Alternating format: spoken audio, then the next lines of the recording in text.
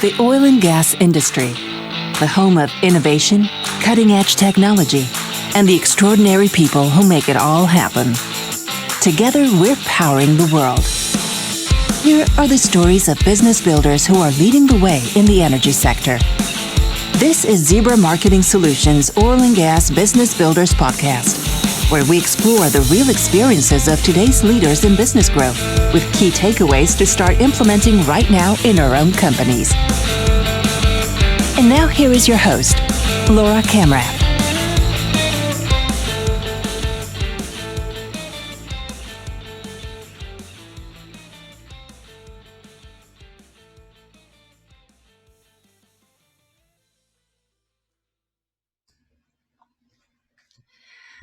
All right. Hi, everybody. Welcome to the Oil and Gas Business Builders Podcast.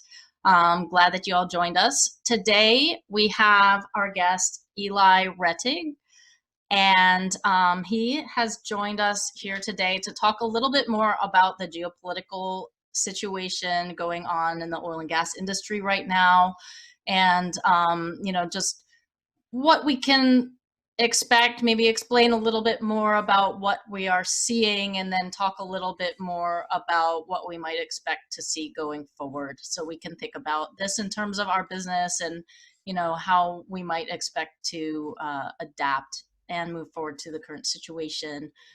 Things have been pretty crazy with the oil prices going negative. I'm pretty sure none of us have ever seen that in our lifetime. So we're going to hear from Elai a little bit more about that situation in general. But Elai is, welcome Elai, thank you for joining us. Thanks for having me. Yeah, absolutely. He is a lecturer in management at Rice University's Graduate School of Business. He's also the Israel Institute Teaching Fellow in the Israeli and Environmental Studies at Washington University in St. Louis. His research focuses on the geopolitics of energy and the interplay between energy security and foreign policy. And he's particularly focused in the Middle East and West Africa.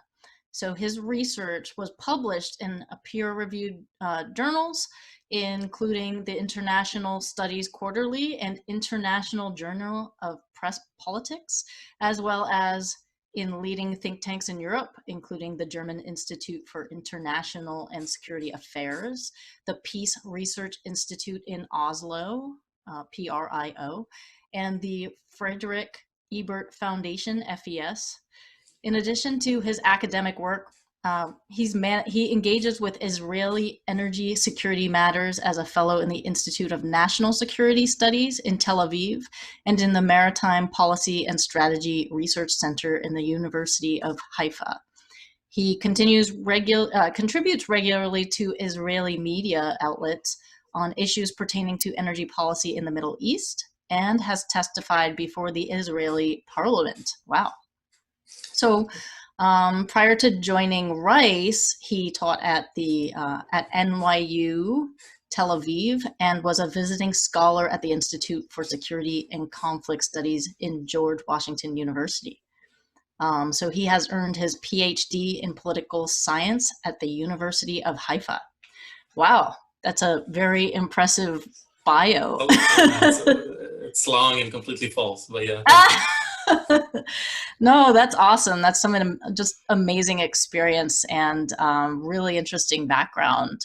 So how did you get into the study of geopolitics and the involvement with the Israeli Institute and NYU? Like how did you get to where you are now? Timing and luck. That's basically it. I always wanted to do geopolitics and foreign policy from my time in the military service in the Israeli Defense Forces, and I always knew that's what I wanted to do. My connection to energy came because once I finished my bachelor's degree and decided what to do forward, suddenly Israel found a lot of natural gas, and they needed energy experts.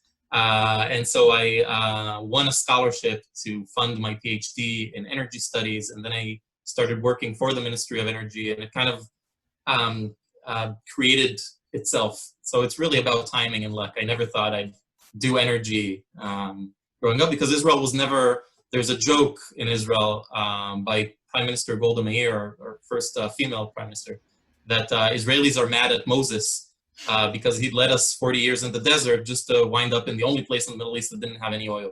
Oh, no. So it turns out we have gas, and that's how I got into it, just luck and timing. Huh. Wow.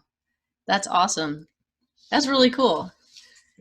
So in light of the current situation, you know, this has just been such a turmoil-filled month, you know, watching oil prices go into the negatives, you know, especially for US shales, the, you know, WTI prices crashed, just unbelievable times. And, you know, I know that was like a Monday when that happened, and I probably spent the whole day just with my jaw dropped, like I couldn't believe it.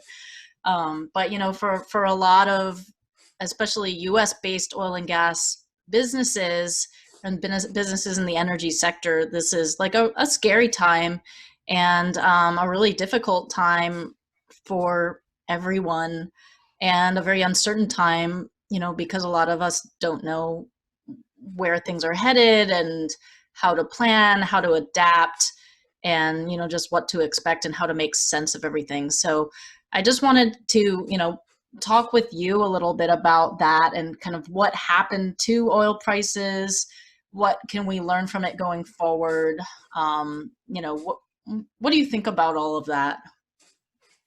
Well, it's true that we've experienced some unprecedented events like oil prices going negative. But in the grand scheme of things, what's going on currently in the oil industry is something that's cyclical. It happened, it will happen again. These ups and downs. The oil industry is a very volatile, unstable industry. It's one of its faults, and it's also one of its kind of prime motivators, that you can win big or lose big. And we've kind of enjoyed this very long period since the early 2000s, with the demand for oil in China going up, that oil prices have been steadily high. Even when they crashed in 2014, they're still stable, but eventually they should have crashed. And that's happening now. It's happening in a perfect storm of things, with the coronavirus and the Saudi-Russia oil dispute and the bottlenecks in Texas, which were always a problem. But now, because of all of this, it created this perfect storm of a negative oil price. So everything seems to be overwhelming us, but it will ease up as we go forward, and the cycle will continue. We will see oil prices low oil prices for a while, but it will go up because that's how the market works. What happened right now is, I know there's a lot of conspiracy theories sometimes about or mystique kind of what affects the price of oil, but it's really very simple. It's supply and demand. And what happened right now is that the coronavirus took demand down much sooner and much more drastically and much faster than we expected. And the supply, instead of going down as well, went up because of politics, because of geopolitics, because of a Russia-Saudi dispute, which kind of emphasizes our need to understand that politics is a big part of oil. And in order to understand where the price of oil is going and where the industry is going, we need to understand not just engineering and geography and geology and seismography and all of these very important aspects, but we also need to understand the above ground risks, not just in the oil well, but the politics between countries and the understanding of how countries do what they do. Most of the oil in the world, 75% of the oil in the world, is controlled by national oil companies, which are controlled by their governments. And what's going on now between Saudi and Russia is a price dispute between the two. I know there's a lot of media reports about how this was intentional and how Putin or Mohammed bin Salman tried to take the oil prices down to hurt the US shale industry. Those are more conspiracy than true. Usually the simplest answer is the correct one. And the simplest answer is that both Putin of Russia and Mohammed bin Salman of Saudi Arabia just hugely miscalculated.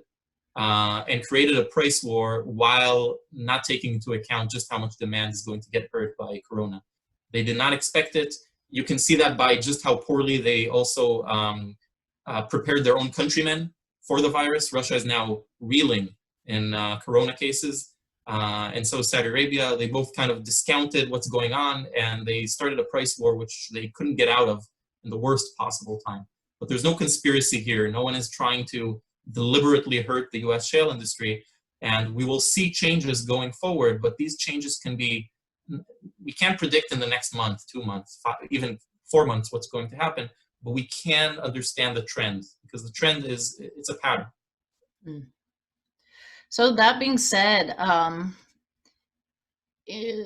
what do you think will happen with the US shale industry? You know, it seems like they're the kind of biggest losers here, and the ones who are being hurt the most by the situation. I mean, how do you see that playing out? I'm sure a lot of people are very concerned about, you know, running their business in this climate. The shale industry has a number of disadvantages in this kind of climate. A, because they need high oil prices to be economical. While Saudi Arabia, with its sweet and light oil, needs oil prices to maybe be $9 or $10 a barrel to still remain profitable. The US shale industry needs around $40 to be profitable, but that keeps going down. So 2 years ago, we said that they need $60 to be profitable. They're getting more and more efficient. The other disadvantage is that the shale industry in the US is comprised of small companies, of a lot of small companies, rather than the big ones, the BP, the Exxons, which means that they're highly leveraged by banks, and they can't kind of withhold for long with low oil prices. So we might see a lot of bankruptcy, we might see a lot of mergers, we might see a lot of big companies buying up the smaller ones. We might see less confidence by banks to give loans to small shale companies going forward once oil prices rise again. But these difficulties will end eventually, because the cycle of oil prices is always the same. Oil prices crash, and that creates an uptick in demand eventually. So now oil prices are low, which means countries moving forward, and as I'm optimistic we will get out of this Corona epidemic, hopefully in the next few months, or even if there's a second wave, demand will go up. And when oil prices are low, demand goes up very, very fast, relatively speaking, for oil. Because it's cheaper to do things with oil, while when oil prices are high, you don't do it with them. So when oil prices went up in the 70s, then countries stopped using oil for electricity generation. They started investing in new technologies. But then when oil prices crashed in the 80s, they just stopped doing that. They stopped investing in solar and wind, right? We had kind of this lost decade of renewables because oil prices are cheap.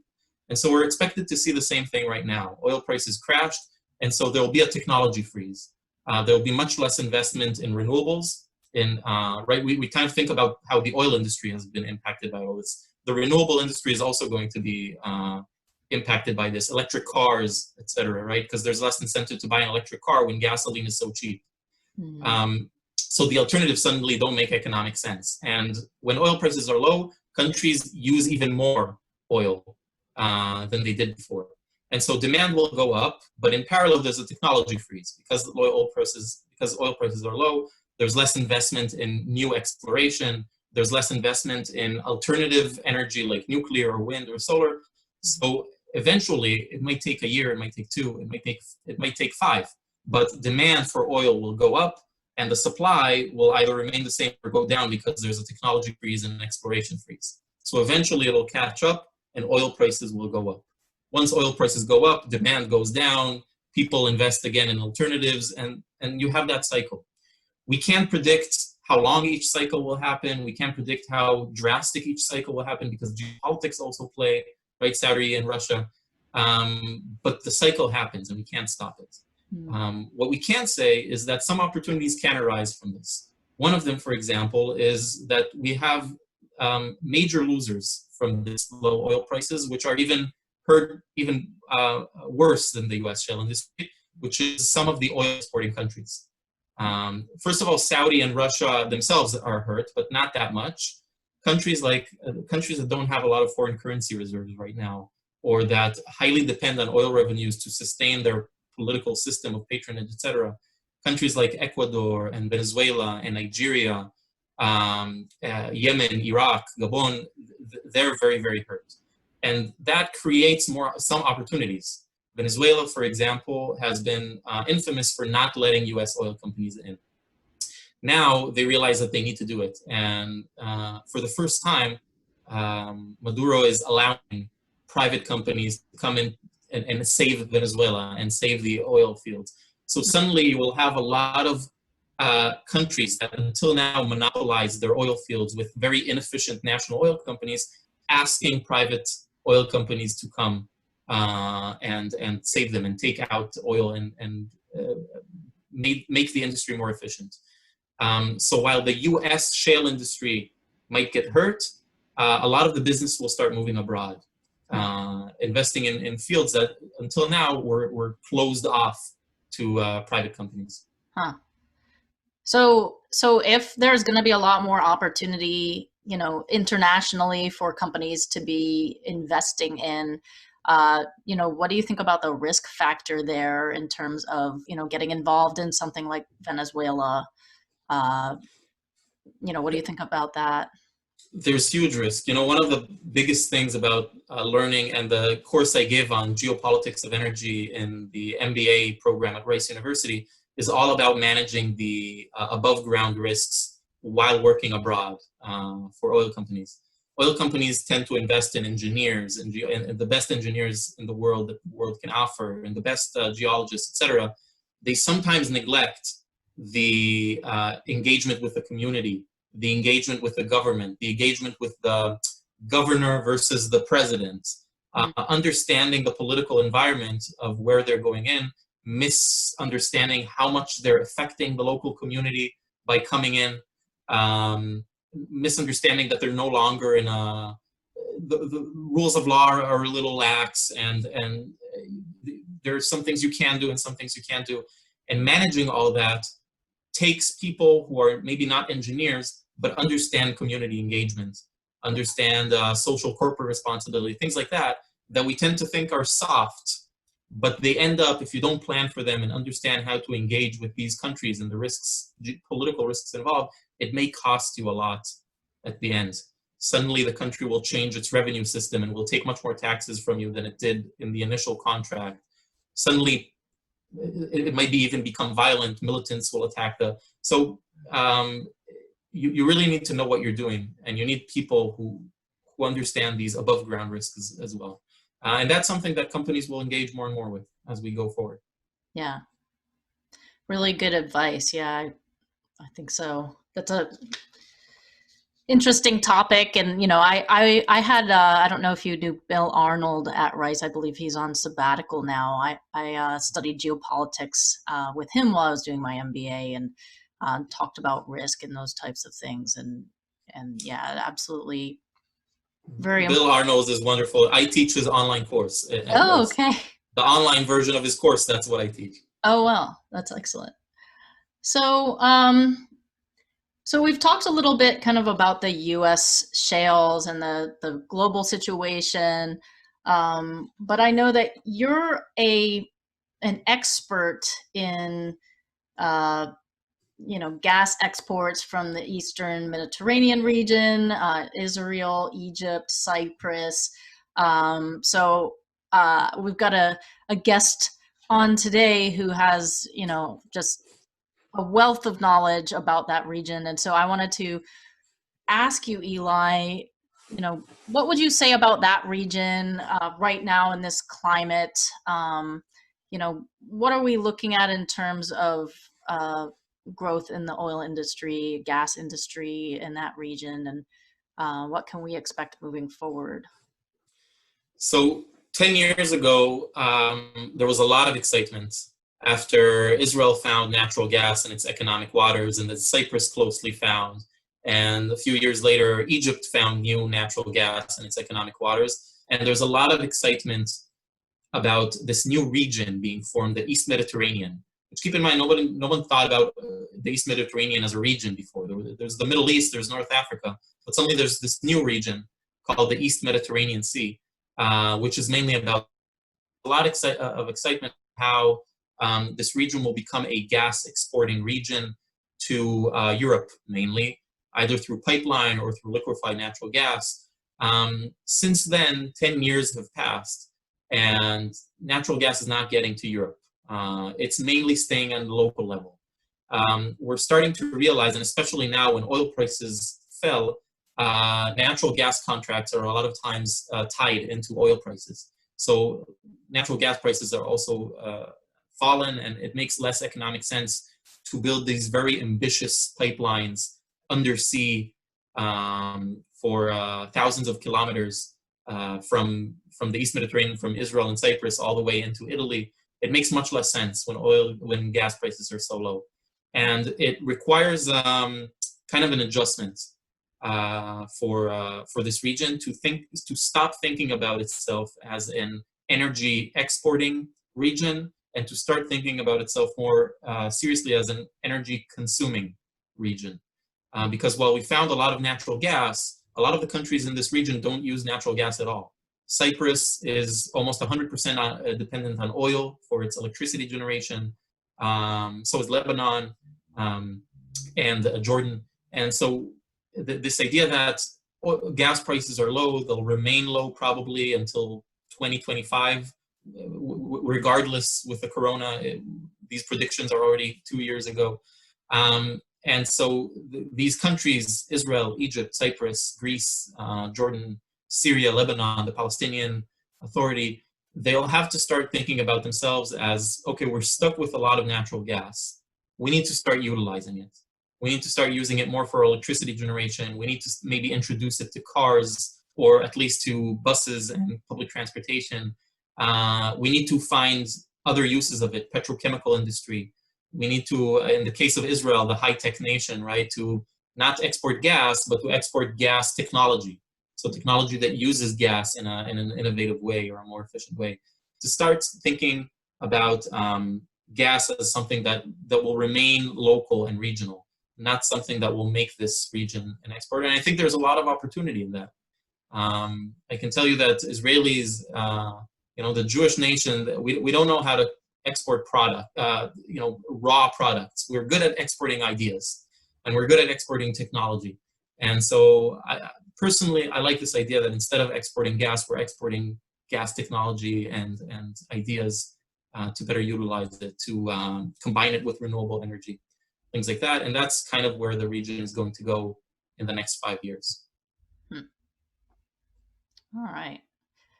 So I guess, do you think, I hear from people on Facebook, which, anything on Facebook is real, right? But, right. I just hear a conversation where people are talking about, our oil companies are failing and we shouldn't bail them out. We should let them fail and we should switch to 100% renewables. And, obviously anyone who's studied geopolitics knows that you can't just do that. But, what do you think about public opinion of, oil? I mean, we have, US opinion, but, globally, I know a lot of people are looking to be environmentally conscious, and maybe it's becoming less popular for, people in the US to invest in oil, and people are like, well, I don't care. I'm going to be, sustainable and responsible. And, I know you said earlier that, in times of low oil prices, that renewable energy tends to suffer and new technologies tend to be tabled. But what do you think about public opinion and, in the US versus globally, and how that might impact things? Well, that's a really good question. When I came to the US to start teaching about energy, I really encountered this strong zeal, which is very positive. This idea of decarbonizing the market, moving towards a more sustainable future. This understanding that we can't rely on fossil fuels forever, and that it is becoming more and more because of climate change, much more imperative that we move forward as fast as we can. But then it kind of hits a wall of what we can actually do about it and what the technologies that we have, and can we actually leave fossil fuels in the ground and move to renewables. And once they start learning, the students start learning the material, they start understanding the technological limits of solar and wind and become more informed, they realize, okay, this is a bigger challenge than we thought. We can't just stop using fossil fuels. People think about oil as something they put in their car, because that's really the only place we encounter oil in our day-to-day life is with gasoline, the split of oil. But cars are not the biggest demand for oil in the world. If we move all the cars and move them to electric vehicles, we'll take off about 5% of global oil demand. That won't dent it at all. People are surprised when they realize that everything in our modern life is dependent on the availability of reliable and affordable oil. Everything in our life is either has oil directly in the product or used oil to get to you. So oil is everywhere. It's in the plastics, it's in the computer that I'm talking to, it's in the makeup that we put on our face, it's in the drugs we consume, it's in the toothpaste, and it's in the shower curtain. It all has oil products in it. But even if it doesn't have directly oil product in it, unless it's a carrot that you grew in your backyard, everything you have and everything you've ever encountered has been brought to you with oil, either with a ship or a train or a plane or a truck or all of those four things combined to get to you, right? And I'm not talking even about the assembly of the product and all of the things that had to happen for an iPhone to be created, right? For taking cobalt from Congo and then shipping to China. Everything relied on oil. So when oil prices are high, everything is more expensive. Every single product that we have, not just travel, not just cars. And so we are a hydrocarbon society. And we built our society on hydrocarbons. And we moved from 1 billion people to 7 billion people in a very, very short time because we had these reliable infrastructure based on hydrocarbon. It's very, very hard to sweep hydrocarbon out and still remain with this level of consumption of 7 billion people. And people need to realize that. And once you realize, okay, the problem is not really hydrocarbons themselves, because fuel, even coal, is an amazing resource. Coal is reliable. It gives us electricity. We can store it. It's durable. If you take a lump of coal and you put a lighter onto it, it doesn't burn. It doesn't explode, right, like gas. So it's very, very reliable. And we need to understand that fossil fuels are not evil. They have negative implications, which we need to deal with. If we can get to a point where we're still using fossil fuels, but for much less things, we'll still need to use it for petrochemicals and fertilizers and plastics. But we slowly transition away our electricity to something else. And we slowly transition away, we introduce things like nuclear, etc. Then we can continue to use fossil fuels, but in a more responsible way. If we can find ways to burn fossil fuels, but mitigate CO2, right, what in the US you call clean coal, right, which some people even find offensive in the US. I didn't even realize that. In Israel, nobody finds that word offensive. They look at it as a cool technological opportunity, right, carbon sequestration, something to invest in, something that will solve all of the problems. If you have coal and the coal is not polluting, then that's amazing. We have coal for the next 150 years. In the US, because of public opinion, you're not even allowed to say that phrase, clean coal. It seems like you're politically oriented in some way, which I didn't even realize coming to the US, that when I say clean coal, people think I'm something for some reason. And I had to learn that. But because of that, we're actually because of this public opinion, because of this really positive sense that we need to move toward decarbonized, which is true, it blocks the actual solutions. It blocks investment in nuclear. It blocks investment in clean coal. It blocks investment in natural gas. Natural gas as a bridge fuel is something that doesn't emit much less CO2. It's still a fossil fuel. But once we understand the technological limits, once we understand the realities, then fossil fuels, and definitely fossil fuel industry, can be an ally and not the enemy. Because they fulfill an important role in our society, which we will continue to need for the foreseeable future. It's about education, and it's about information. Yeah, absolutely. And that's what I always find, you know, being someone who came from the oil and gas industry since I started my career, you know, I probably know a lot more about it, and so do probably a lot of our listeners being from the industry than, you know, the general public probably really knows or understands. So I think it really is a question of education to, you know, for people in the general public to understand, you know, because they all think in their mind, you know, oh, we need to be 100% renewable, but they don't understand the implications of that and the actual real challenges of going that direction, making that happen. So And you think about where they get this idea of 100% renewables as something feasible, and you go to the papers and you see Facebook announcing that it's 100% renewables, Google announcing that it's 100% renewables, and they're not. And it's a deception. They can't be 100% renewables. At most, they buy renewable credits, but still rely on the fossil grid because they need servers to work 100% 24 hours a day. So they're using these deceptions as, and I call it deception because they're doing it on purpose. They know they're not really 100% renewable, but they're doing it as a PR kind of thing.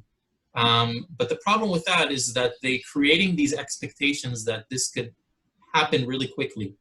And California announcing that it's going 100% renewables. It can't. At some point, it will hit a wall unless it becomes dependent on all the states around it, like Nevada, to supply it with coal electricity every time something happens in California.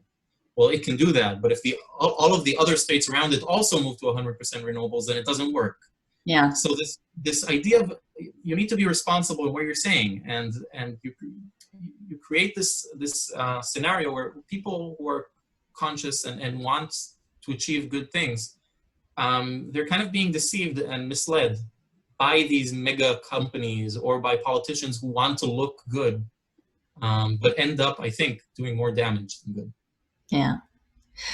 Well, thank you so much for all of the insight, Eli. It's been so interesting just hearing from you and, you know, learning more about the global situation, the U.S. situation in regards to, you know, the oil price crash and oil prices right now and what to expect going forward. I think that's been very helpful.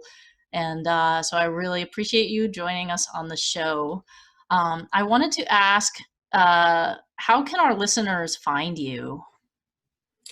I'm available in LinkedIn, Twitter, Facebook, my name, Elai Rettig. Happy to, I'm also Elai Rettig at gmail.com. Feel free to write me. Happy to answer, to oblige, to help. Awesome.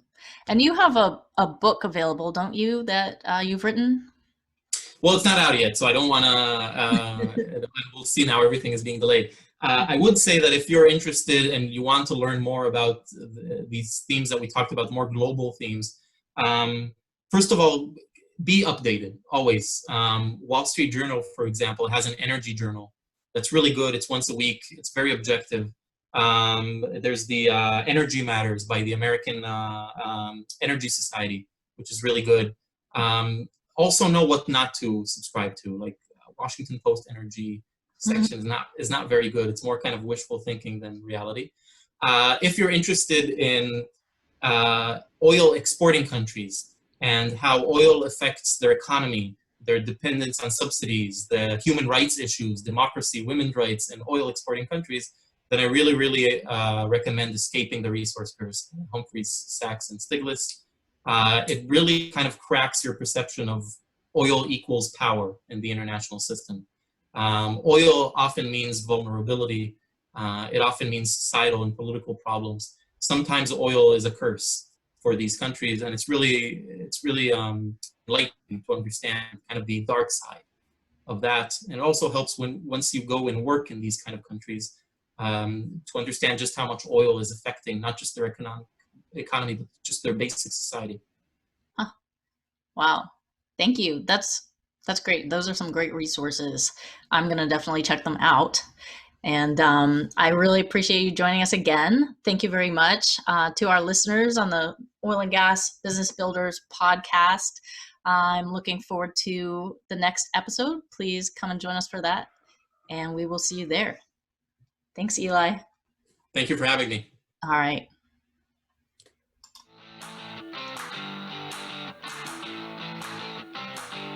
Thanks for listening to Zebra Marketing Solutions Oil and Gas Business Builders podcast. Join our Oil and Gas Business Builders groups on LinkedIn and Facebook, and see our videos on YouTube and on ogbbmedia.com.